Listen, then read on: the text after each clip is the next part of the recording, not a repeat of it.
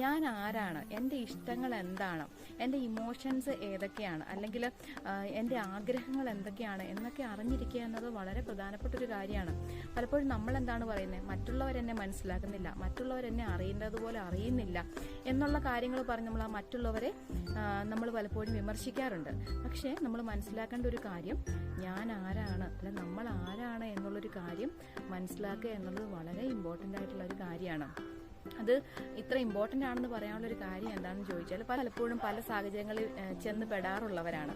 അങ്ങനെയുള്ള സാഹചര്യങ്ങളിലോ അല്ലെ അങ്ങനെയുള്ള ആളുകളുടെ ഇടയിൽ ചെന്ന് കഴിയുമ്പോൾ നമ്മൾക്ക് പലപ്പോഴും കിട്ടുന്നത് പല സാഹചര്യങ്ങളിലും മോട്ടിവേഷനേക്കാൾ ഉപരിയായിട്ട് പലതരത്തിലുള്ള നിരാശകളും കമൻറ്റുകളും ഡിസ്കറേജ്മെൻറ്റ്സ് ഒക്കെയാണ്.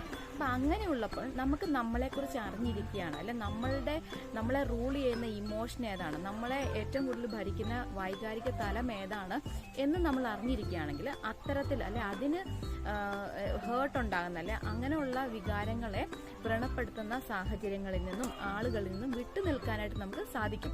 ഇല്ലെങ്കിൽ നമ്മൾ എന്ത് ചെയ്യും, നമ്മൾ നമ്മളെ തന്നെ കൊണ്ട് മറ്റുള്ളവരുടെ അടുത്ത് ഇട്ടുകൊടുത്തിട്ട് നമ്മൾ എന്ത് പറയും, അവരിങ്ങനെയാണ്, അവരെന്നെ വിഷമിപ്പിച്ചു, അല്ലെ അവരുടെ പ്രശ്നമാണ് എന്നുള്ള രീതിയിലാണ് നമ്മൾ സംസാരിക്കുന്നത്. അപ്പോൾ നമ്മൾ നമ്മളെക്കുറിച്ച് തന്നെ അറിഞ്ഞിരിക്കുന്നത് തന്നെ സെൽഫ് റിയലൈസേഷൻ തന്നെയാണ് നമ്മുടെ സെൽഫ് ഗ്രോത്തിനുമുള്ളൊരു തുടക്കമാകുന്നത്. അപ്പം നമുക്ക് നമ്മളെക്കുറിച്ച് അറിഞ്ഞിരിക്കുകയാണെങ്കിൽ പല ഡേഞ്ചേഴ്സിൽ നിന്ന് നമുക്ക് രക്ഷപ്പെടാനായിട്ട് സാധിക്കും. ഇങ്ങനെ പറഞ്ഞു കേൾക്കാറില്ലേ, നമ്മൾ അനുവദിക്കാതെ മറ്റുള്ളവർക്ക് നമ്മളെ വേദനിപ്പിക്കാൻ കഴിയില്ല എന്നുള്ളൊരു കാര്യം. അത് വളരെ സത്യമാണ്. നമ്മളാണ് പലപ്പോഴും നമ്മളെ തന്നെ അനുവദിച്ചു കൊടുക്കുന്നത്.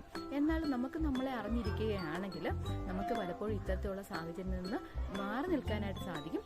അതുവഴി നമുക്ക് ഹാപ്പി ആയിട്ട് മുൻപോട്ട് പോകാനായിട്ട് സാധിക്കും. Thank you.